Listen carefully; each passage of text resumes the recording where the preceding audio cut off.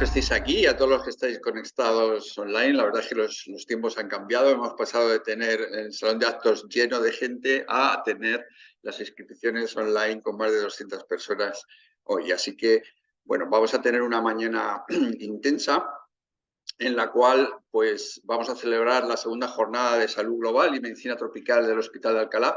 Esta jornada, en formato de jornada o curso, se va celebrando ya más de 2 décadas y todo esto arranca desde el momento en que abrió el hospital. Realmente tuvimos que enfrentarnos a una patología cada vez más frecuente relacionada con el trópico, con todos los pacientes que atendemos y atendíamos en esta zona, sobre todo de África Central y África Occidental. Los tiempos han cambiado, la pandemia de COVID ha modificado en gran medida en nuestro enfoque, nuestro entendimiento de todo este tipo de enfermedades emergentes y reemergentes. Y bueno, pues hoy en día resulta imprescindible actualizarnos sobre los temas que más nos preocupan. En este sentido, bueno, pues hemos elegido para la jornada de hoy 4 temas que creo que van a ser de gran interés para todos vosotros. En primer lugar, bueno, pues la malaria es una enfermedad que conocemos bien en este hospital, que desde que se abrió hemos tenido pues, entre 20, 30 o 40 casos anuales, y es una enfermedad que realmente con la pandemia de COVID pues se desestructuraron muchos programas de control en África, y tras una década casi de que estaba bajando la incidencia, pues ha vuelto a repuntar. Yo creo que es una buena oportunidad para que un experto como Quique Bassat nos comente cómo está la situación, cómo está la situación de las vacunas, que hay noticias muy buenas y esperanzadoras en ese sentido. Y bueno, pues luego Aida nos hará un perfil más exhaustivo sobre Quique Bassat y lo que nos va a contar. También vamos a hablar de salud universal y de equidad. La salud global está muy relacionada con la salud universal y con el sueño que tenemos todos los sanitarios de que algún día toda la población del planeta tenga acceso a unos servicios mínimos sanitarios que realmente les den tranquilidad. En los que hemos visitado y trabajado en África, pues conocemos bien el problema. Después abordaremos un tema de enorme actualidad, la pandemia silenciosa, que se conoce hoy en día, que es la multiresistencia a los antimicrobianos. Y veo bueno, que tenemos gran parte del servicio de microbiología entre la audiencia, y yo creo que es un problema que ellos entienden bien y con el que luchan todos los días. Tenemos un experto, Bruno, que nos va a hablar sobre este tema, y espero que os interese a todos. Por último, cómo no, tenemos que hablar de infecciones respiratorias, infecciones virales respiratorias. Hemos salido de la situación de pandemia con el COVID, pero en nuestro día a día tenemos que enfrentarnos a todos estos pacientes vulnerables que acaban ingresados, y ya no solo por COVID, sino por gripe, por virus respiratorio sincitial y otros patógenos. Así que yo creo que nada más, simplemente daros las gracias por los que estáis aquí haciendo un esfuerzo, ¿no? Cogiendo unas horas de vuestras tareas asistenciales, y a los que estáis online, pues espero que os recompense asistir a esta sesión. Os voy a dejar en manos de 2 moderadoras, 2 compañeras que van a pilotar esta sesión.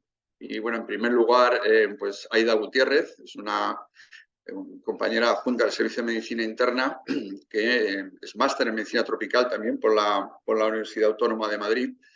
Y bueno, pues va a moderar a los 2 primeros ponentes, Quique Bassat y Juan Garay. Y en segundo lugar tenemos a Adriana Rojas, compañera de mi servicio, microbióloga. Adriana, bueno, pues tuvo la suerte de formarse en la Universidad Central de Caracas y de formarse como microbióloga en el Hospital Gregorio Marañón, donde hay un excelente servicio y profesionales. Adriana, va a moderar las 2 sesiones de multiresistencia y de infecciones respiratorias. Así que, sin más, os dejo con Aida Aida Gutiérrez, que ya viene hacia aquí. Y bueno, pues hasta el final de la charla.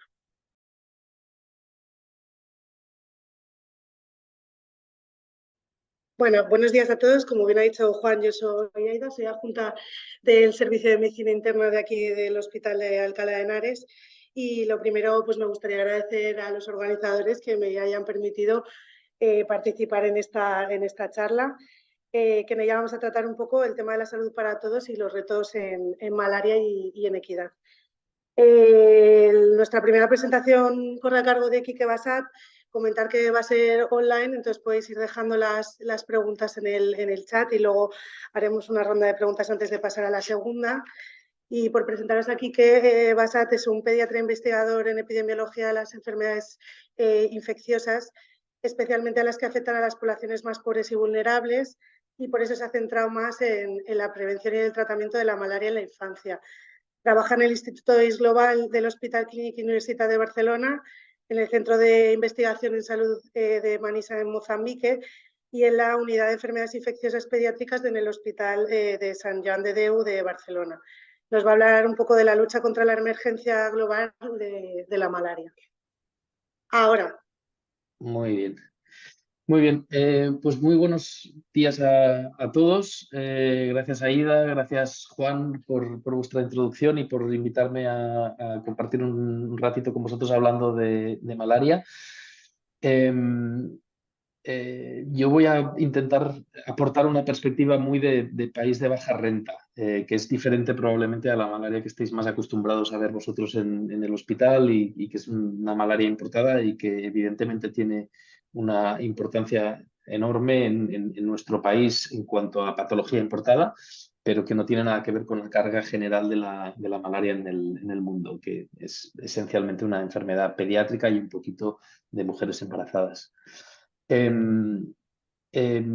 preparado una charla en la que intento dar una visión bastante global de cuál es la situación de la malaria en el mundo y he dejado para el final 4 pinceladas sobre las vacunas de malaria, que es el tema de más rabiosa actualidad, ¿no? Y el que podemos estar más contentos de que ha habido un cierto progreso en los últimos años.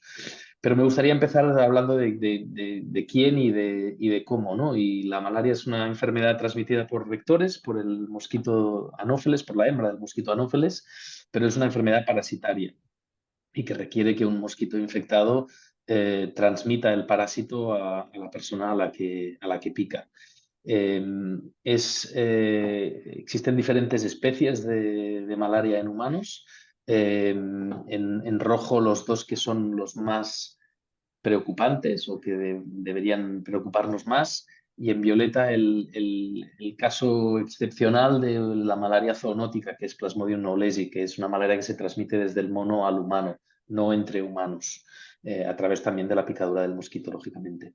Falciparum y Vivax son las especies más importantes. Falciparum aglutina la gran mayoría de mortalidad por malaria en el mundo y de casos de malaria en el mundo. Vivax, que se creía históricamente que era una malaria benigna, cada vez hay más evidencia de que también puede causar casos graves, aunque evidentemente con una incidencia muy inferior a la que lo causa Falciparum. Pero ese dogma de que Vivax era una malaria benigna ya no es necesariamente válido a día de hoy. Esta foto resume esencialmente los dos grandes conceptos en cuestión de malaria. Primero, que es una enfermedad predominantemente pediátrica, aunque también puede afectar de nuevo y de forma importante a las mujeres embarazadas. Y segundo, que la principal causa de mortalidad por malaria en el mundo, aunque no es la más visible o la más notable, es la anemia. Todos tenemos presentes cuando pensamos en malaria grave, en las malarias complicadas, en la malaria cerebral, pero la malaria que mata más en el mundo es la que causa anemia profunda y es la principal causa de muerte por malaria en el mundo. Y aquí dos ejemplos de pacientes que están recibiendo transfusiones, que en muchos casos además del tratamiento antimalárico, es la única otra cosa que puede salvar la vida de los pacientes. Bueno, ¿dónde es un problema la malaria en el mundo? Y esta es una figura que explica dónde se transmitía la malaria a principios del siglo pasado y esencialmente veréis que se transmitía en todo el mundo y esa es una situación más actual de dónde se transmite la malaria en el mundo, que básicamente es entre los dos trópicos. Y la pregunta que haría yo es si viendo estas dos figuras podemos decir que la malaria es una enfermedad tropical. Y la respuesta es que no, que la malaria no es una enfermedad tropical, sino que la acción del ser humano ha hecho que la malaria se convierta en una enfermedad tropical porque ha conseguido restringir las áreas de transmisión entre los dos trópicos, pero que inherentemente la malaria se podía transmitir incluso en zonas de clima frío, como era Escandinavia o como era el norte de los Estados Unidos, y que por su naturaleza no era inherentemente una enfermedad tropical. Somos nosotros que la hemos convertido como tal. Este es un cartograma, me gustan mucho los cartogramas porque son maneras muy fáciles de ilustrar un determinado problema. Y en este caso aquí estamos viendo las muertes por malaria en el mundo y el mapa queda deformado según dónde está ocurriendo el problema de forma principal, ¿no? Y como veréis, la mortalidad por malaria es esencialmente un problema del África subsahariana, ¿de acuerdo? Un poquito en el continente indio, pero por la elevadísima demografía de ese continente, no tanto porque realmente haya tantos casos, pero es un problema esencialmente del África subsahariana. Y aquí está la transmisión de las dos principales especies, arriba en azul Plasmodium falciparum y abajo en amarillo Plasmodium vivax. Y hay una gran diferencia en estas dos gráficas. Y me gustaría daros la palabra y cualquiera de vosotros podéis responder y mejor que lo hagáis en viva voz porque no veo el chat ahora mismo. Pero ¿cuál diríais que es la gran diferencia de transmisión de estas dos especies y si alguien se aventura a explicar el por qué cree que existe esta diferencia?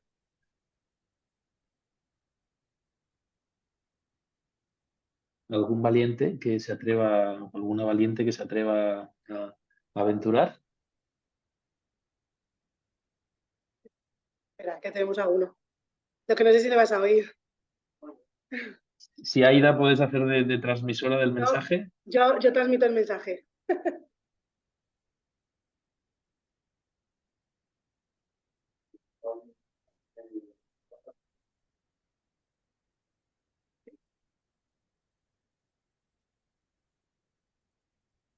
No sé si lo has podido escuchar. No he podido escuchar nada. Vale, pues por aquí dicen que el Plasmodium vivax puede sobrevivir un poco más por el tema de las temperaturas frías que los falciparum. Sí. Eso es cierto, pero falciparum también podía o también puede y la prueba es que había falciparum en zonas donde las temperaturas eran frías, pero esa no es la gran diferencia. ¿Alguien más? Si no, ya avanzo yo. Puede seguir, no. Pues si os fijáis en el mapa, esencialmente todo es prácticamente idéntico, excepto el continente africano, ¿no? Y en el continente africano, Vivax está básicamente desaparecido, excepto en el Cuerno de África, excepto en Etiopía, Somalia, Djibouti, Eritrea, un poquito en Madagascar. En todo el resto del continente no hay Vivax o no se documenta Vivax. Y la razón principal es que Vivax, que infecta predominantemente a los reticulocitos, a las versiones más ancianas de la célula del eritrocito, necesita para invadir el reticulocito el receptor de Duffy de membrana. Y la gran mayoría de la población africana, sobre todo la población africana original, es Duffy negativo, o sea, no tiene este receptor de entrada. Y por eso a Vivax le cuesta mucho entrar en los reticulocitos. Ha encontrado vías de escape y utiliza algún otro receptor alternativo, pero esencialmente hay muy poco Vivax, muy poca transmisión de Vivax, porque Vivax no encuentra los reticulocitos receptivos a través del marcador Duffy de membrana. Cuanto más buscas a Vivax, más lo encuentras, ¿eh? También es cierto que hemos publicado nosotros, por ejemplo, series donde encontramos bastante Vivax, bastantes casos de Vivax en Mali y hay muchos otros países que han demostrado que hay Vivax, pero desde luego nada que ver con prevalencia de falciparum en África. Y en el Cuerno de África, donde sí se describe mucho Vivax, y Etiopía, por ejemplo, es un ejemplo claro donde la mitad de los casos son por Vivax y la otra mitad más o menos por falciparum, es porque la migración del sudeste asiático de población a lo largo de los últimos siglos ha hecho que haya bastante DUFI positivo entre la población y por lo tanto que haya mayor receptabilidad a ser infectado por Vivax. Bueno, hablemos un poco de números. No hay muchas enfermedades infecciosas potencialmente mortales en las que se documenten alrededor de 250 millones de casos al año. 250 millones de casos es difícil de imaginar, pero son muchos casos y se transmiten en alrededor de 85 países. Ahora son 84 los países donde todavía hay oficialmente transmisión de malaria en el mundo. El 95% de todos los casos ocurren en la región africana definida por la OMS. Y tan solo un 2% de todos los casos, aunque el mapa, recordad que era bastante comparable, lo que equivale a un poquito menos de 5 millones de casos al año, son por Plasmodium vivax. Y la gran mayoría de estos casos, ya lo hemos dicho, son en África. 96% de todos los casos de malaria en el mundo ocurren en 29 países, la gran mayoría en África y luego India como otro gran país. Y estos casos se traducen en cerca de 620.000 muertes al año. De nuevo, no hay muchas enfermedades infecciosas, sobre todo que predominantemente causen problemas en niños, que causen 620.000 muertes al año. Es una burrada. Y es una burrada, pero estamos mucho mejor de lo que estábamos antes. Cuando yo empecé a trabajar en la malaria hace unos 20 años, empezábamos a escribir nuestros papers diciendo que la malaria causaba entre 1 y 3 millones de muertes cada año. Y ahora estamos hablando de un poquito más de medio millón. O sea que el progreso ha sido notable. Se calcula que se han reducido las muertes por malaria en un 60% en los primeros 15 años de este siglo. Lo que pasa es que estamos ante un cierto estancamiento de los progresos y la pandemia evidentemente no ha ayudado y la pandemia se calcula que ha aumentado la mortalidad por malaria en cerca de un 12% en tan solo un par de años. Y luego que no solo los casos, sino que la gran mayoría de las muertes también se concentran en África, ¿no? Y casi todas las muertes, 96% de las muertes ocurren en el continente africano. Y solo 4 países, Nigeria, la República Democrática del Congo, Tanzania, Níger o Mozambique, dependiendo del año, ya solo las muertes que ocurren en estos países son más de la mitad de las muertes de lo que ocurren en todo el mundo. Y eso nos hace pensar que si fuéramos capaces de dirigir nuestros esfuerzos a resolver el problema de la malaria solo en estos 4 países, o 4 o 5 países, pues ya tendríamos la mitad del trabajo hecho, ¿no? Evidentemente no es tan sencillo como este cálculo aritmético, pero bueno, es para daros una idea de cuán concentrado el problema es en una determinada región del mundo. Y ya lo he dicho antes, la malaria es esencialmente un problema pediátrico y la mortalidad por malaria es esencialmente un problema pediátrico. Más de 3/4 partes de todas las muertes por malaria en el mundo ocurren en niños menores de 5 años. Y si lo miramos al revés y decimos qué proporción de todas las muertes en niños menores de 5 años son debidas a la malaria, sabemos que alrededor de un 8% de todas las muertes en el mundo, y esto incluye las muertes que ocurren en cualquier lugar del mundo en edad pediátrica, son debidas a la malaria. Si replicásemos este mismo gráfico específicamente para el continente africano, veríamos que en el continente africano cerca de un 20%, 1 de cada 5 muertes en niños, son debidas a la malaria. Y esto no es más que la africanización de la metáfora del iceberg.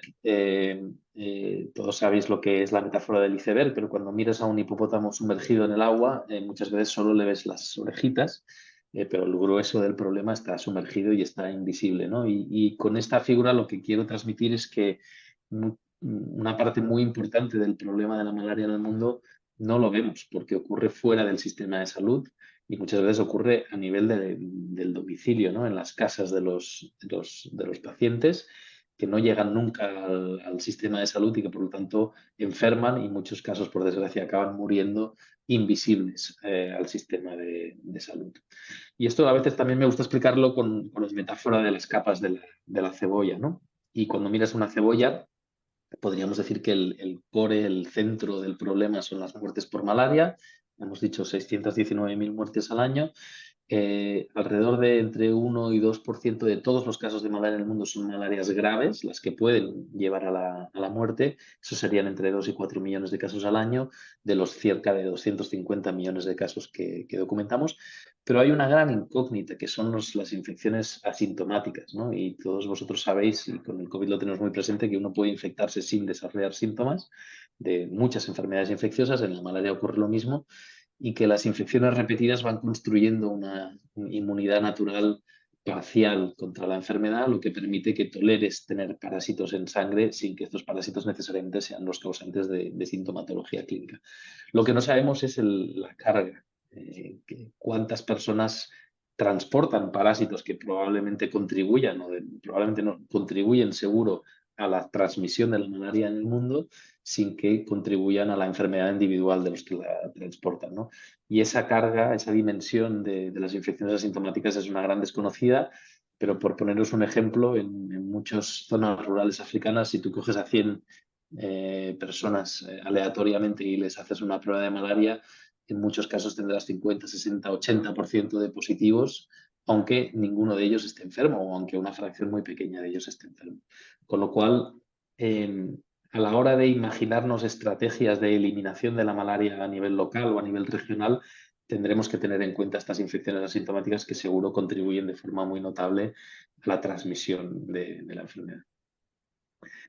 ¿Cómo podemos controlar la malaria? Bueno, pues existen diferentes mecanismos. El primero es reducir el contacto entre los humanos y los vectores, los humanos y los mosquitos.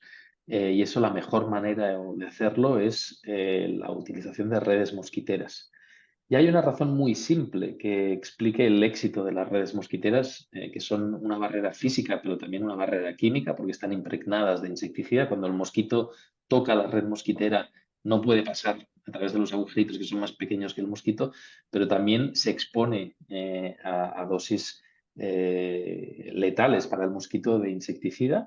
Y por lo tanto funcionan muy bien estas redes como doble barrera química y física. Pero hay otra explicación mucho más banal que explica el éxito de esta estrategia, que es que los mosquitos que transmiten la malaria predominantemente pican de noche y predominantemente pican en el interior de las casas. Eso es una actitud, un hábito del mosquito que está cambiando, evolutivamente también está cambiando, como respuesta evolutiva del mosquito a esta herramienta de prevención, pero que de momento nos sirve muy bien, porque la gran mayoría de exposición a las picaduras infectivas ocurre en el interior de las casas y durante la noche. Estamos viendo ahora una expansión de mosquitos que empiezan a picar un poquito antes de la noche, al atardecer o al anochecer, y un poquito fuera del interior de las casas, ¿no? Y eso es una gran amenaza para la prevención de la malaria, porque hace que las redes mosquiteras ya no sean tan útiles a la hora de prevenir.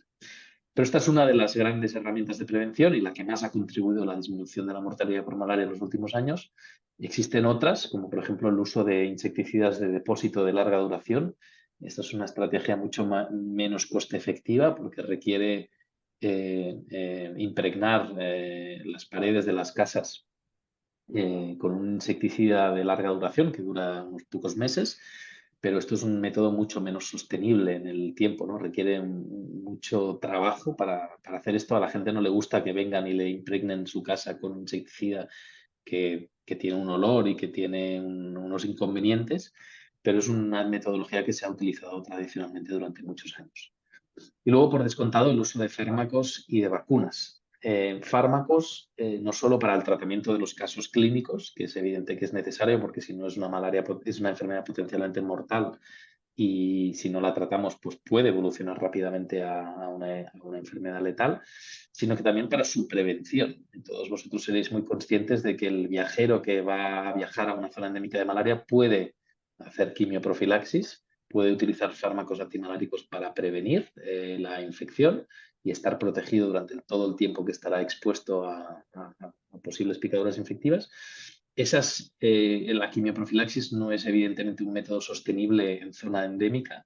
No puedes tomar fármacos toda tu vida porque es toda tu vida la que vas a estar expuesto a infectarte, pero sí que puedes hacerlo de forma selectiva en momentos de alto riesgo, ¿no? O en ventanas de oportunidad donde tú puedas contactar con la población y puedas ofrecerle una estrategia que le va a proteger durante un cierto tiempo. Existen, por ejemplo, lo que llamamos la Seasonal Malaria Chemoprevention, en zonas donde la malaria se transmite únicamente durante 3 o 4 meses del año, después de las lluvias. Ahí puedes abordar a los niños y darles una vez al mes una dosis de un antimalárico que durará una protección, le ofrecerá una protección de alrededor de un mes. Si eso lo haces los 3 meses que dura la ventana de malaria estacional, pues esos niños estarán muy protegidos, ¿no? De la misma manera existe la administración de antimaláricos durante el primer año de vida, en momentos específicos del primer año de vida o durante las visitas antenatales de las mujeres embarazadas, donde también puedes ofrecerle antimaláricos, que se ha demostrado que estas estrategias de quimio o de tratamiento preventivo intermitente, como se llamaba antiguamente, funcionan y previenen la malaria, previenen las consecuencias de la malaria y salvan vidas también, tanto en los niños como en las mujeres embarazadas. Y los fármacos no debemos olvidarnos que también sirven en estrategias de administración masiva, ¿no?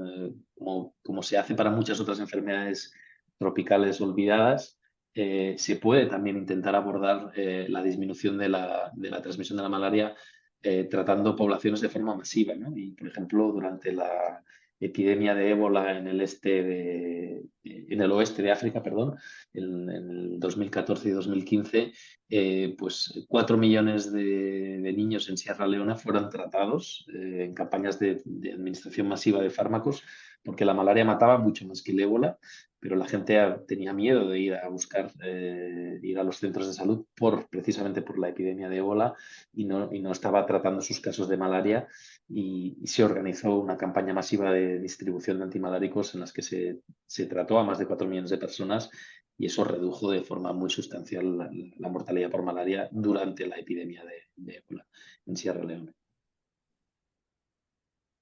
¿Cómo estamos desde el punto de vista de cobertura de todas estas intervenciones? Pues estamos mejor que nunca, aunque todavía hay mucho espacio para mejorar, pero, por ejemplo, se están distribuyendo entre 200 y 300 millones de redes mosquiteras todos los años en África, y eso hace que el porcentaje de niños que dormían bajo una red mosquitera haya aumentado de menos de un 2% a principios del siglo a más de la mitad de los niños en el momento actual, ¿no?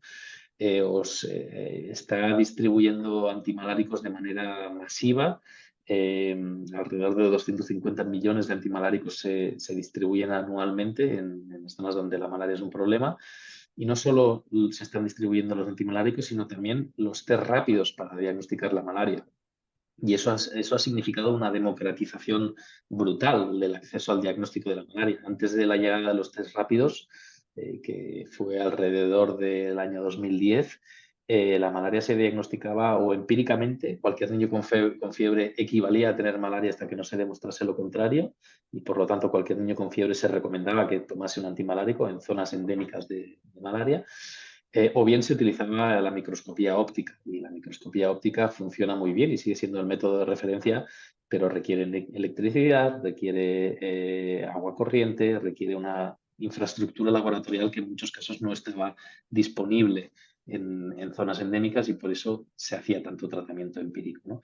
La llegada de los test rápidos cambió todo, democratizó el acceso al diagnóstico, y incluso en las zonas más remotas, más rurales, a día de hoy existen test diagnósticos que cuestan unos pocos céntimos de euro y que han facilitado muchísimo el dirigir el tratamiento antimalárico y el no sobreutilizar antimaláricos cuando no son necesarios.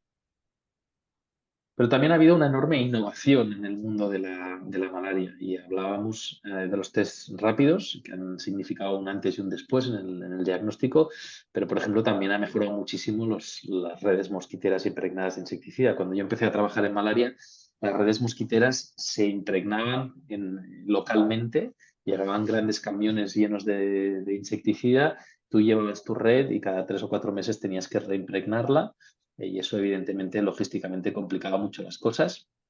Y la calidad de los materiales utilizados para hacer las redes tampoco era fantástica. Las redes actuales son redes que pueden durar hasta 5 años y que son de alta resistencia y por lo tanto son redes que sirven a su propósito no solo al principio, sino durante años, ¿no? Y eso ha mejorado mucho su utilización y su capacidad de proteger. Tenemos nuevos insecticidas.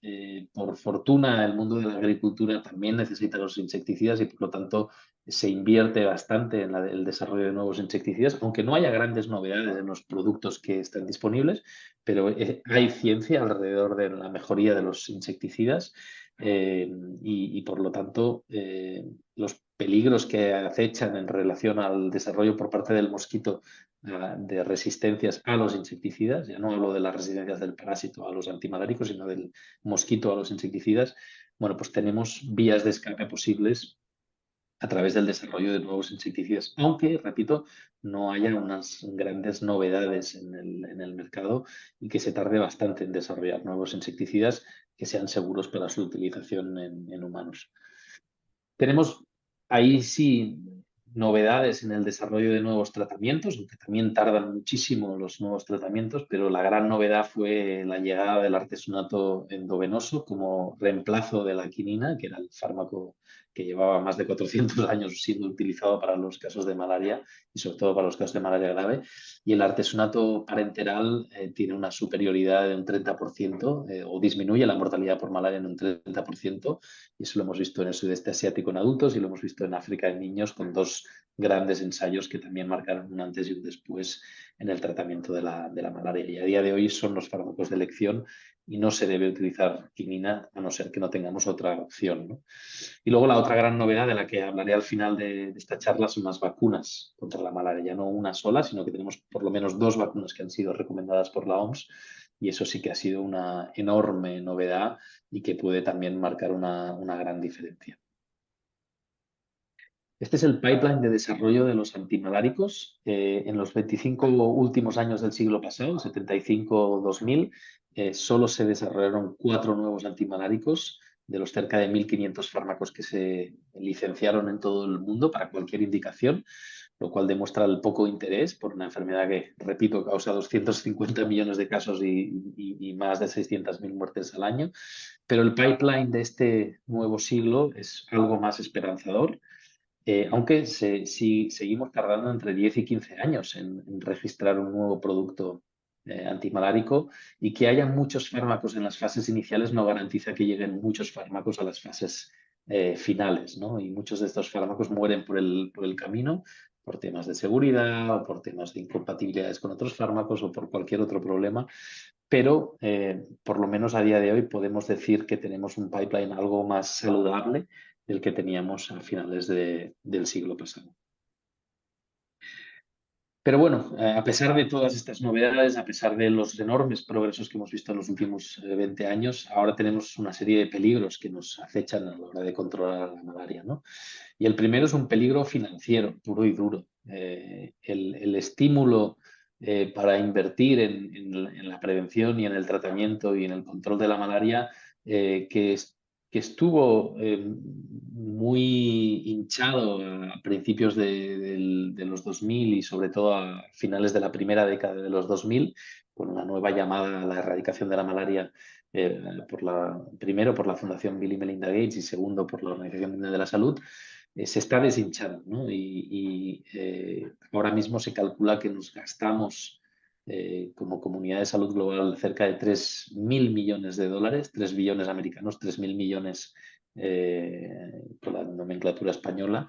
Y eso es mucho dinero, pero no es evidentemente lo que creemos que sería necesario, ¿no? Y los cálculos más optimistas cifran en alrededor del triple de dinero que necesitaríamos gastar cada año desde ahora hasta a finales de esta década y probablemente muchos años a seguir después, si quisiéramos realmente tener un control de la malaria que nos acercase hacia la ambición final de erradicación global de esta enfermedad.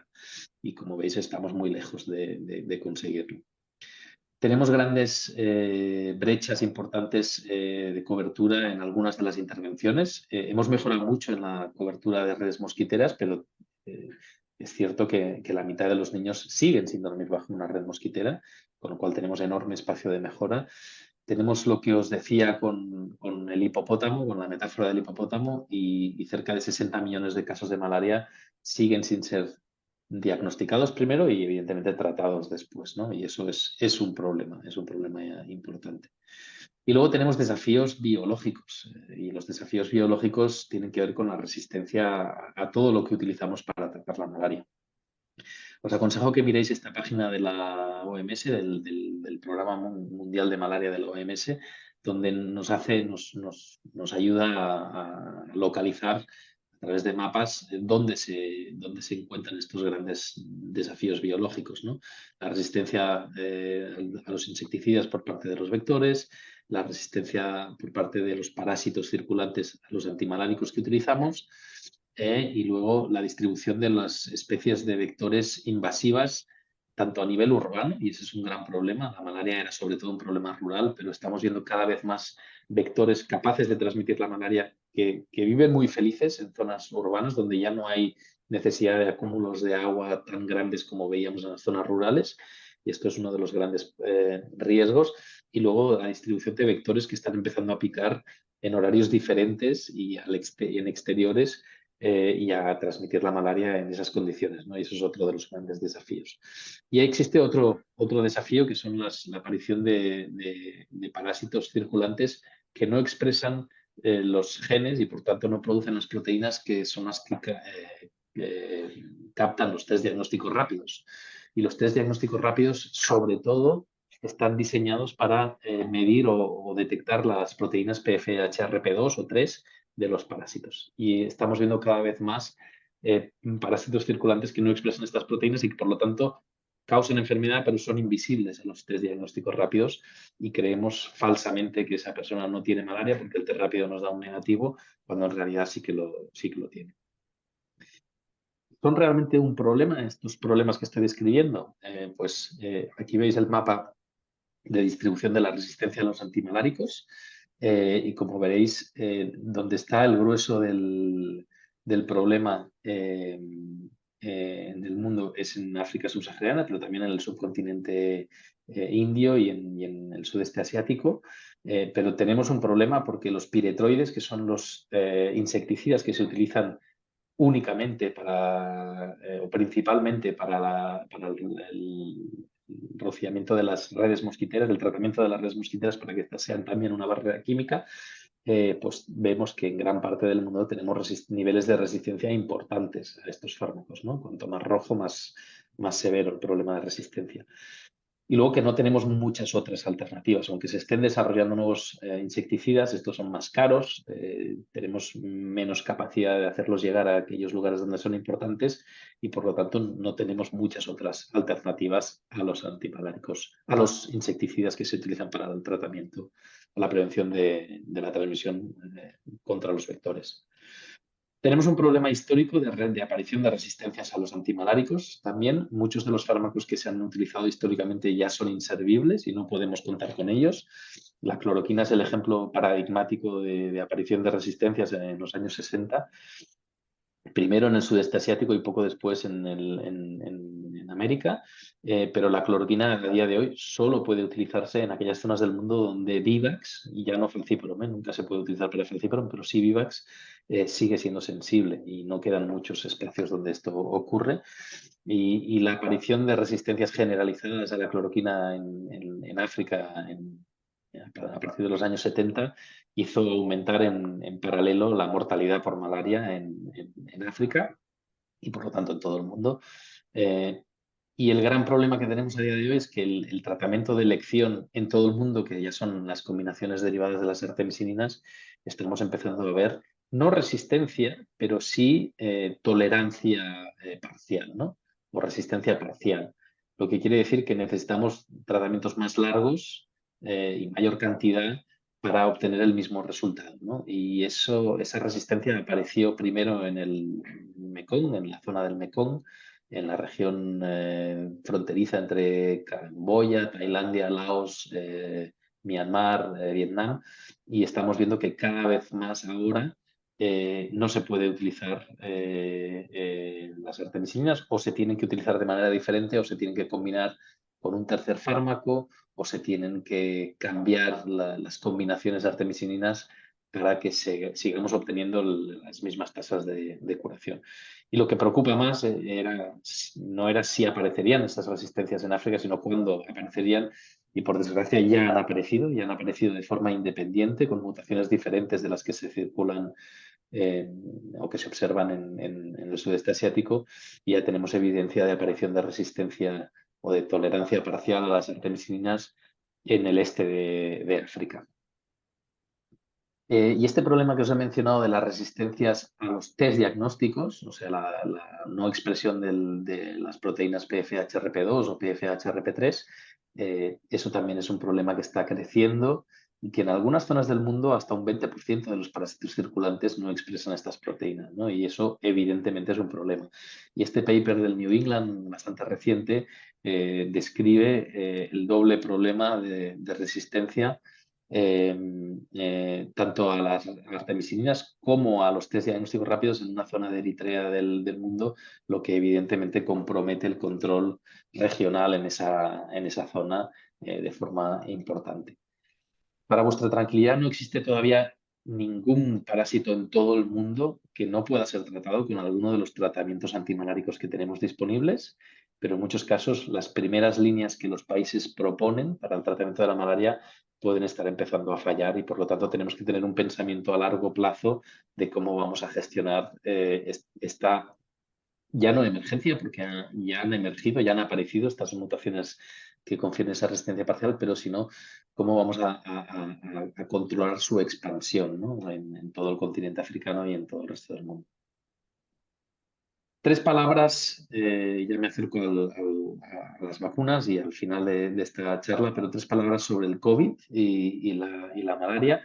Y lo importante es que cuando llegó el COVID ya estábamos en un problema con la transmisión de la malaria, ¿no? Y desde el año 2015-2016 se empieza a hablar de que la situación de la malaria en el mundo está en una encrucijada, en crossroads, como decían los ingleses, en donde el progreso que se había observado en los primeros 15 años del siglo, con esa reducción de un 60% de la mortalidad por malaria en el mundo, con una reducción de la incidencia también muy notable, pues empezamos a ver un cierto estancamiento de esa progresión, ¿no?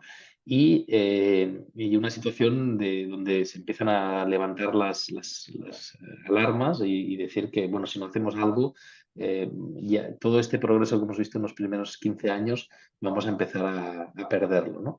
Y por eso se hablaba que antes de la pandemia la casa ya estaba en llamas, ¿no? Ya teníamos un problema que se anticipaba.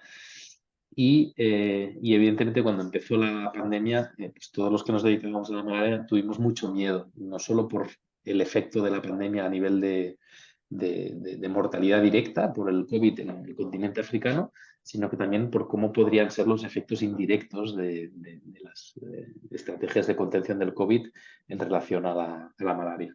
Y una de las principales razones es porque las campañas de distribución de redes mosquiteras se suelen organizar en una base trianual. O sea, cada tercer año es cuando se hace el gran esfuerzo de distribuir mosquiteras. Y el año 2020 coincidía con un año de distribución de redes mosquiteras en todos los países que podéis ver en la parte de abajo de la mosquitera. Y sabemos que cerca del 60% de la caída de casos de malaria en el mundo, el modelaje matemático nos sugería que era debido a la utilización de las redes mosquiteras, ¿no? Y si tú no puedes distribuir esas redes mosquiteras, vamos a perder gran parte del efecto protector y por lo tanto vamos a ver un efecto rebote de aumento de casos y de aumento de muertes, ¿no? Y eso es el miedo que teníamos. Se hicieron toda una serie de modelajes matemáticos y de escenarios, desde el más agorero al más optimista, de cómo podría influir la pandemia y las medidas de restricción relacionadas con la pandemia a los casos de malaria en el mundo. Y el escenario más terrible o más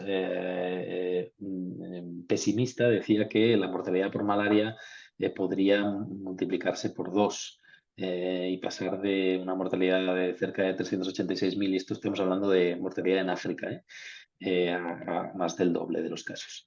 Afortunadamente no ha sido tan grave como pensábamos, pero sí que ha sido muy grave, porque os he dicho que teníamos 619.000 muertes por malaria en el año 2021, pero se ha estimado que el 68% de estas muertes adicionales fueron debidas a las disrupciones en los servicios de salud, tanto en la distribución como en el tratamiento, como en la prevención, debidos a las restricciones impuestas por los propios países a la hora de controlar esta enfermedad.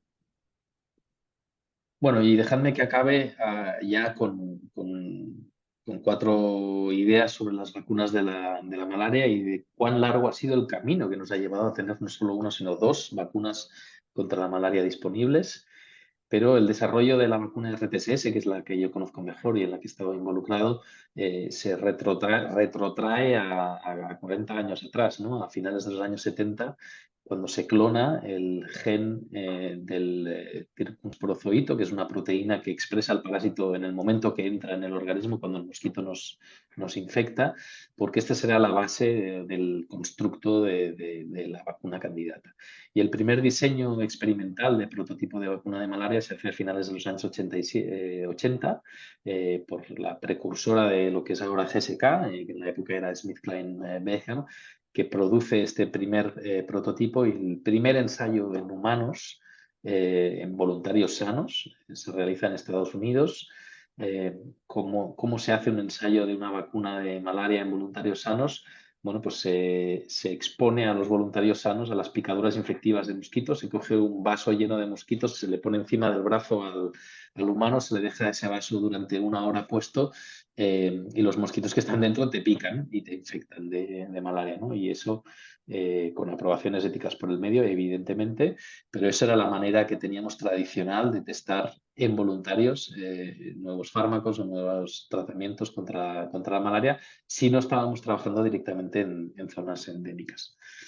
¿Y cuál es el resultado de este primer ensayo? Pues unos resultados terriblemente deprimentes, ¿no? Una eficacia de alrededor de un 25% en los 20 vacunados, pero por fortuna no se pierde la esperanza y se dice que, bueno, como la malaria es una enfermedad que depende mucho de la inmunidad adquirida por el humano expuesto de forma natural, hay que replicar estos estudios en las zonas donde la malaria se transmite, ¿no? Y en vez de hacerlo con voluntarios sanos, se decide testar esta vacuna candidata en 250 adultos en Gambia, que ya tienen esa inmunidad natural adquirida parcial, que no es esterilizante, pero es parcial, que están muy protegidos frente a la enfermedad grave, ya no tanto protegidos frente a la infección, pero sí frente a la enfermedad grave, un poco como lo que pasa con las vacunas de COVID actuales. Y de nuevo los resultados son bastante desalentadores, ¿no? Una eficacia de un 34% y sobre todo una duración de la protección muy cortita, de apenas 15 semanas, ¿no? Con estos resultados cualquier vacunólogo tiraría la toalla y abandonaría, pero en el caso de la malaria no ha sido así y por fortuna no ha sido así, porque lo que quedaba por demostrar es si realmente tenía algún futuro esta vacuna en niños africanos, que son los que realmente os he explicado que son los vulnerables a enfermar y morir por malaria. Y este es el estudio en el que nosotros formamos parte. En principios de los años 2000, en el año 2003, se reclutan a cerca de 2.000 niños de 1 a 4 años de edad en Mozambique, y lo que vemos por primera vez es una señal alentadora o que nos hace tener un cierto grado de optimismo, no tanto por la prevención o la protección o la eficacia frente a la enfermedad clínica, la malaria clínica, que es apenas de un 30%, bastante parecido a lo que se ha visto en adultos, sino frente a la enfermedad grave, ¿no? Y aquí tenemos una protección de cerca de un 50% frente a la enfermedad grave por malaria, y eso ya nos hace ser un poco más optimistas, ¿no? Y esta es una foto del ensayo. Este soy yo sin canas, como os podéis imaginar, han pasado unos cuantos años. Y los resultados esperanzadores de este ensayo gigante en niños africanos nos hacen plantear si la vacuna funcionaría igual en la población natural a quien debería ir destinada, que son los lactantes, los menores de 1 año, ¿no? Porque no es fácil diseñar ningún programa de vacunación que no utilice la ventana de acceso natural a la población que ofrece el programa ampliado de vacunación con el resto de vacunas, ¿no? Si tú planteas una vacuna que no sigue esa agenda de contacto con la población, difícilmente vas a ser capaz de llegar a la población que necesita ser vacunada. Este estudio, que es un bridging study, es un estudio relativamente pequeño, solo 200 y pocos niños vacunados, en este caso lactantes, demuestra una eficacia todavía más alta, de cerca de un 66%, y eso es lo que hace dar el gran paso a un ensayo de fase 3. Ahora todos vosotros sabéis lo que es un ensayo de fase 3 por el COVID, todos hemos aprendido mucho de cómo se testan las vacunas gracias al COVID, pero estos resultados son los que nos permiten plantear un ensayo de fase 3 multicéntrico en 7 países africanos, 11 centros que reclutan a cerca de 16.000 niños. Y aquí lo que vemos es que la reducción de la malaria clínica es mayor del 50% y la reducción de la malaria grave también es cercana al 50%. Y eso es la primera gran noticia en la lucha contra la malaria a través de vacunas, porque aunque sea una vacuna imperfecta, con una protección imperfecta, desde el punto de vista de salud pública, una vacuna que sea capaz de reducir a la mitad los casos de malaria clínica y la malaria grave, pues es la primera gran noticia y esperanzadora noticia para la prevención a través de vacunas de la malaria. Este es un cronograma de lo que hemos tardado en desarrollar la vacuna de la malaria y en rojo, en pequeñito, lo que tardamos en desarrollar 4 vacunas diferentes para el COVID. Algunos argumentan que la rapidez que tuvimos que se produjo para el desarrollo de vacunas de COVID era debida a la urgencia de salud pública mundial por la pandemia. Yo argumentaría que la urgencia de salud pública mundial por la malaria es perpetua, no es aguda, sino que es perpetua y es continua y que el mundo se merecía que nos hubiéramos dado un poquito más de prisa en desarrollar vacunas de la malaria. Es cierto que la tecnología ha mejorado mucho y que ahora permite desarrollar vacunas de forma más rápida, pero también hay todo un componente regulatorio y de prisa política que no se ha dado nunca con la malaria, a pesar de los millones de muertos que ha ido causando a lo largo de los años. Pero bueno, la vacuna de la malaria, al tener esa eficacia parcial o de tan solo cerca de un 50%, hizo que nos planteáramos de manera muy diferente cómo se registra una vacuna y cómo se recomienda por la OMS. Y la OMS no se atrevió, y creo yo que con mucho criterio, a hacer una recomendación generalizada sin antes plantear un programa piloto de implementación de la vacuna de malaria. Y este programa piloto iba a ser monitorizado de muy cerca para vigilar la seguridad de la vacuna y para evaluar de forma más concienzuda el impacto de salud pública a nivel global de su implementación o a nivel local, perdón, no global, en los países donde se iba a implementar. Y este programa piloto que empezó en abril del 2019 se realizó en 3 países, en Malawi, en Kenia y en Ghana, donde se vacunaron a cerca de 830.000 niños a través del programa ampliado de vacunación. Recordar que esta vacuna requiere 4 dosis, 3 dosis durante el primer año de vida y 1 dosis de booster en el segundo año de vida. Y parte de la gracia de este programa era evaluar cuán factible era este schedule de administración de 4 dosis y cuán bien prevenía la malaria en estas 3 zonas de estos 3 países africanos. Y los resultados fueron muy positivos. Este programa piloto demostró primero que administrar la vacuna de malaria de forma rutinaria era factible y era factible sobre todo de una manera muy equitativa y que llegábamos mejor a través de las vacunas incluso a los quintiles de población más pobres que pues con las redes mosquiteras o con la distribución de otras herramientas de prevención de la malaria. Y que sobre todo tenía un impacto, ¿no? Y que por cada 200 niños vacunados se salvaba una vida y que se reducían 40% los episodios de malaria y que por lo tanto este impacto no era para nada modesto, sino que era un impacto potencialmente enorme, ¿no? Se calcula que se podrían salvar por lo menos 75.000 vidas anuales si esta vacuna estuviera llegando a quien tiene que llegar. Y eso fue los datos que la comunidad internacional estaba esperando para poder recomendar formalmente el 6 de octubre del 2021, hace 2 años ya. Esta vacuna fue oficialmente recomendada por la OMS. Esta noticia pasó relativamente desapercibida por todo el magma de noticias que nos llegaban del COVID, que todavía seguía muy vigente. Pero a partir de ese momento se empezó a implementar la vacuna de forma rutinaria, solo en aquellos 3 países que habían participado en el piloto. Y lo que se ha visto a día de hoy, y esto es una noticia de Science relativamente reciente, de octubre, es que en las zonas donde se está aplicando la malaria de forma rutinaria, ha caído la mortalidad infantil, no la mortalidad por malaria, sino la mortalidad infantil en cerca de un 13%.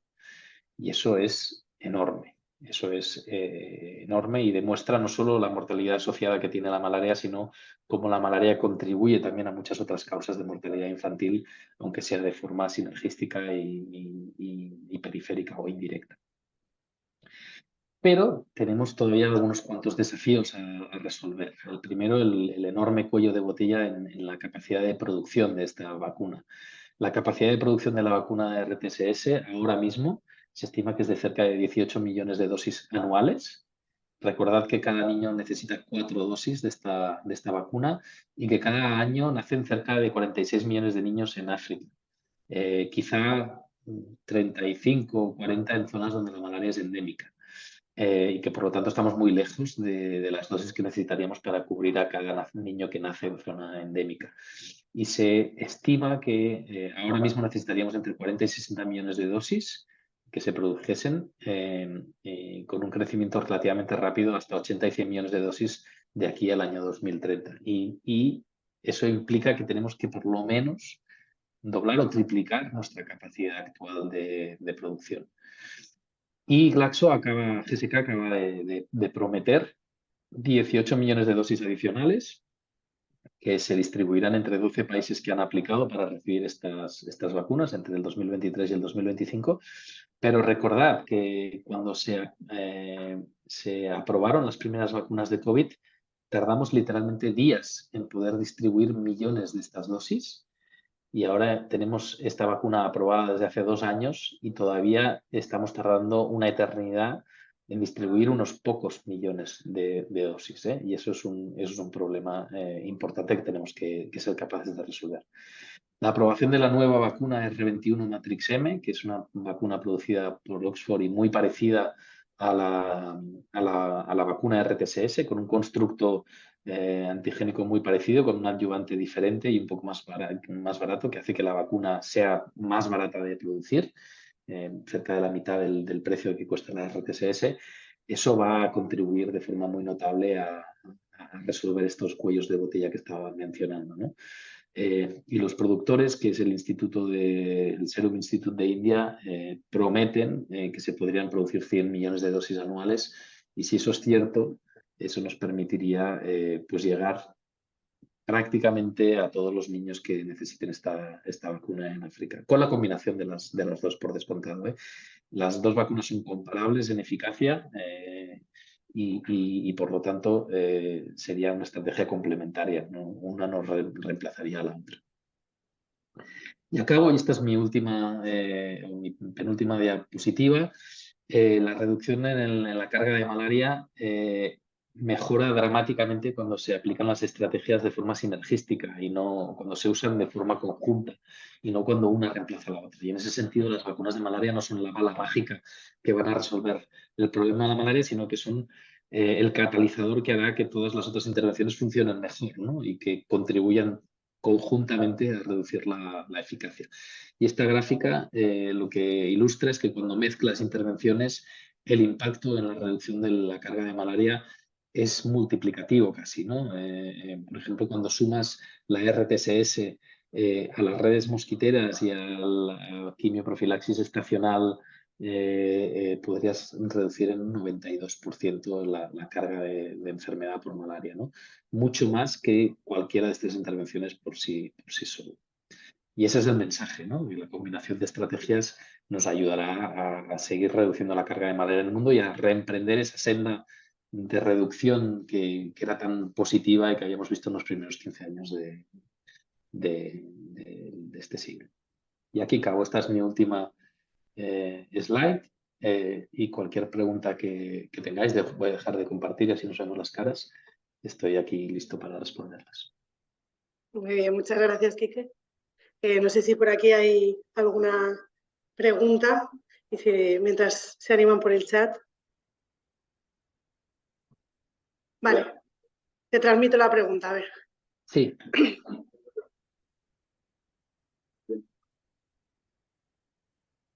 Veo una pregunta de Juan, si quieres. Sí. Te dan las Perdón. gracias, ¿eh?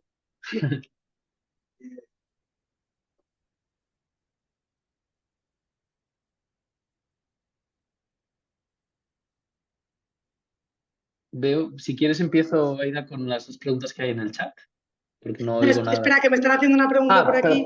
Perdona. Bueno, ahora sí, espera un segundo.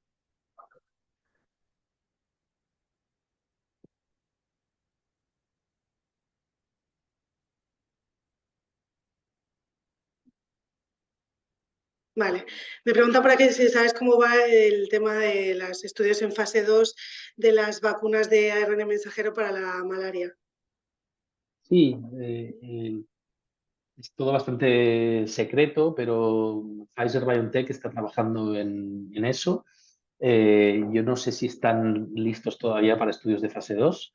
Me extrañaría, pero están empezando a buscar centros en África donde testar estas vacunas.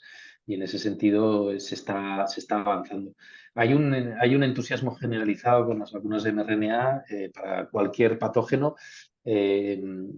José María Garcés mencionaba que la complejidad de un parásito no tiene nada que ver con la complejidad de un virus o la poca complejidad de un virus o de una bacteria. Comparativamente, siempre usamos la analogía de que un virus es como una bicicleta, una bacteria es como un coche y un parásito es como un transbordador espacial o como un portaaviones, para que veáis la complejidad del microorganismo.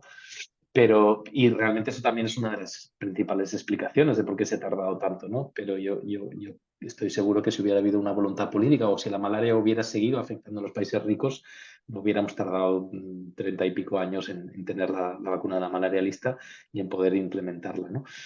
Y en ese sentido, el entusiasmo de las vacunas de mRNA seguro que acelerará la producción de otros tipos de vacunas frente a la malaria, y yo confío que podremos tener candidatas a probar, ¿no? Ahora por lo menos tenemos contra qué compararlas, ¿no? Hasta ahora ni siquiera teníamos algo contra qué compararlas, y para evaluar una vacuna de malaria teníamos que compararla en zona endémica frente a una vacuna control que no tuviera nada que ver con la protección frente a la malaria, ¿no? Y eso hacía que los ensayos clínicos fueran ensayos largos, que se basaran en endpoints clínicos y no en endpoints inmunológicos, que hubieran facilitado mucho su evaluación. Ahora por lo menos podemos hacer comparaciones head-to-head entre diferentes tipos de vacuna, de nuestra superioridad o no inferioridad. Pero bueno, en cualquier caso, cuantas más vacunas candidatas tengamos, siempre mejor, porque sigue siendo una enfermedad enormemente disruptiva en la salud global. Vale, si quieres que contestamos alguna de las del chat. Sí. Voy por orden. Venga. ¿Hay datos recientes sobre la prevalencia de fármacos fake antipalúdicos en África? Sí, bueno, sí, recientes no. Hubo un boom de publicaciones sobre fake, antimaláricos fake, tanto en Asia como en África. El problema era principalmente en Asia más que en África. Pero se habló en algún momento de que hasta entre un 15 y un 20% de los fármacos que circulaban podían ser de calidad subóptima o directamente falsos, ¿no? Y no contener el principio activo. Hubo muchas iniciativas alrededor de los años 2010 que trataron de esto, incluso desarrollo de test rápidos para evaluar la calidad farmacológica de los productos. Y este tema no ha progresado mucho, entre otras cosas porque los antimaláricos oficiales han bajado tanto de precio que es difícil competir contra los fármacos oficiales, ¿no? Y por lo tanto se siguen utilizando en muchos casos los canales oficiales de distribución. Pero es un problema y seguirá siendo un problema y presumiblemente empeorará como problema a lo largo de los años y tenemos que ser capaces de detectar la calidad de lo que circula o evaluarlo de forma rápida.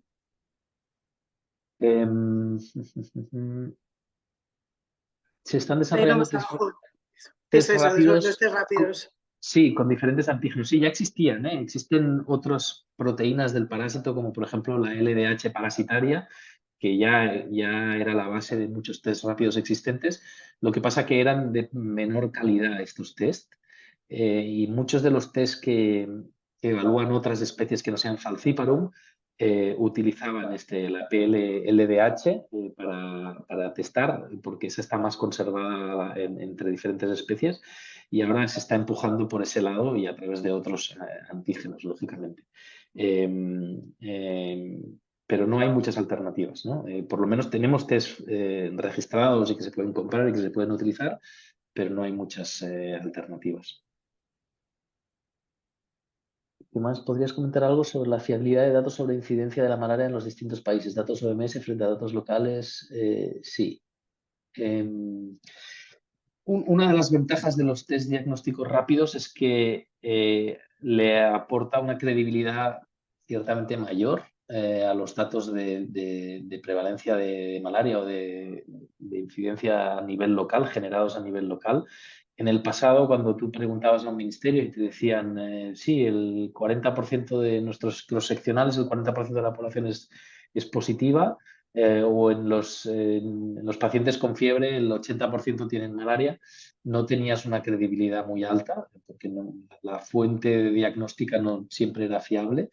Ahora por lo menos tenemos estudios más rigurosos a la hora de evaluar, pero muchas veces los datos también se pierden por el camino, ¿no? Y los sistemas de registro digitales de recolecta de datos y de distribución de estos datos desde las zonas más periféricas a donde se centraliza la recogida de datos, muchas veces son poco funcionales, ¿no?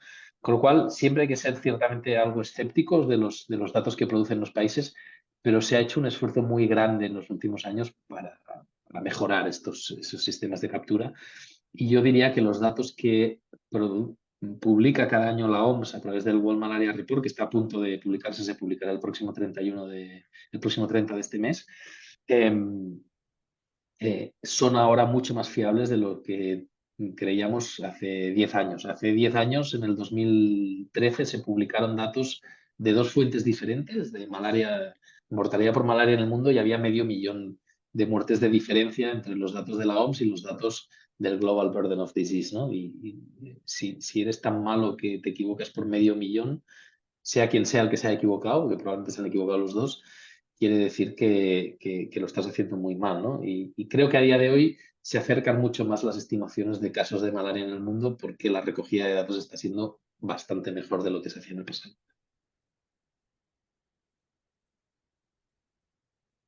¿Existen indicaciones para triple terapia en malaria? Sí, hay una área de investigación muy, muy importante que está evaluando la rotación de primeras líneas de antimaláricos. Sabéis que hay diferentes combinaciones. Ahora mismo ya no podemos utilizar un único fármaco para el tratamiento de la malaria.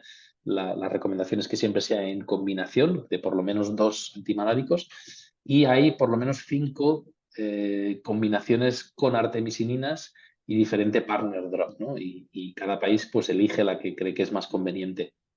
Y en la actualidad se están evaluando esquemas de rotación de las diferentes primeras líneas, utilizar durante 6 meses una primera línea y luego cambiar a otra primera línea, o bien añadir un tercer antimalárico, ¿no? Y añadir un tercer antimalárico tiene el inconveniente que tienes que reevaluar de forma muy cuidadosa la seguridad. Estás dando 3 fármacos en vez de 2. La logística se convierte en mucho más complicada y no necesariamente tienes combinaciones de los 3 fármacos a la vez. Entonces tienes que combinar dos formulaciones diferentes, ¿no? Eso siempre es más complejo logísticamente que simplemente rotar tu primera línea de tratamiento, ¿no? Se está evaluando todo esto y se está viendo que es factible, que se puede hacer, que suele ser seguro ciertas combinaciones pero todavía es una ciencia muy joven y todavía no hay ningún país que haya adoptado, porque no ha habido ninguna recomendación de la OMS al respecto todavía, pues triple combinaciones o programas de rotación de primeras líneas según recomendaciones formales de la OMS. Perdónate, que me cuesta leer. ¿En algún estudio se detecta una reducción, desaparición de marcadores de resistencia a cloroquina? Sí. Sí, nosotros también lo hemos demostrado eso. Cuando dejas de utilizar la cloroquina, las mutaciones salvajes vuelven a... O sea, los parásitos circulantes que no son resistentes a la cloroquina vuelven a aparecer y vuelven a hacerse mayoritarios. Y por lo tanto, Malawi fue el pionero en demostrar esto. Y nosotros lo hemos visto en Mozambique y muchos otros países lo han visto. Cuando dejas de utilizar durante unos años la cloroquina y las poblaciones de parásitos circulantes no están expuestas, vuelves a tener sensibilidad. El problema es que vuelve a aparecer la resistencia de forma muy rápida, ¿no? Y nadie se atrevería a día de hoy a recomendar la cloroquina como primera línea del tratamiento de la malaria. Lo que sí que se puede hacer es utilizar la cloroquina en aquellos pacientes en los que no se puede utilizar las artemisininas, ¿no? Por ejemplo, el primer trimestre del embarazo, donde todavía no se puede recomendar formalmente la utilización de las artemisininas, o en niños muy pequeños, aunque ahora ya se acepta el tratamiento. Y una de las áreas donde se ha visto que podría tener espacio la cloroquina son los programas masivos los programas de distribución masiva de antimaláricos, ¿no? Las campañas, imaginaos que lo que os he explicado de Sierra Leona y el ébola, que tú quieres llegar al máximo posible de personas. Si quitas a todas las embarazadas del primer trimestre y si quitas a todos los niños menores de 5 kilos sanos a los que les estás proponiendo una profilaxis a través de Mass Drug Administration con antimaláricos, te dejas de tratar a una proporción importante de tu población, ¿no? Y en esos casos ahí podrías utilizar la cloroquina, que sería segura y sería probablemente eficaz como método profiláctico, no como método terapéutico, ¿no? Pero no se me ocurren muchos otros escenarios donde podrías utilizar la cloroquina. Hay líneas de investigación centradas en alternativas a los tratamientos actuales debido al aumento de resistencias a los antimaláricos. No, bueno, sí que existen alternativas. Los monoclonales, por ejemplo, es una alternativa interesante. Al igual que utilizamos monoclonales para prevenir el virus respiratorio sincitial y que ahora hay un monoclonal de larga duración que te previene el VRS durante 5 o 6 meses, también hay mucho trabajo que se está realizando en monoclonales antimaláricos y estos además son mucho más seguros tanto en embarazadas como en niños pequeños y se podrían administrar sobre todo en aquellas zonas donde la malaria es muy estacional, ¿no? Y si administras un monoclonal al principio de la estación de lluvias y te protege durante 5 o 6 meses, pues te quitas de encima un problema ese año. El problema es que todavía estamos en fases demasiado preliminares del desarrollo de esta estrategia y que los monoclonales son más caros que las vacunas y que otras estrategias. Pero yo diría que esa es la otra gran estrategia, ¿no? Y otras maneras creativas de administrar fármacos de manera preventiva y no de manera terapéutica. Vale, Kiki. Sé que tienes un poco de prisa, entonces, si quieres lo dejamos aquí. Muchas gracias. Ha sido una ponencia estupenda y muchas gracias. Encantado, gracias a vosotros y espero que la jornada continúe muy bien y muchísimas gracias por invitarme.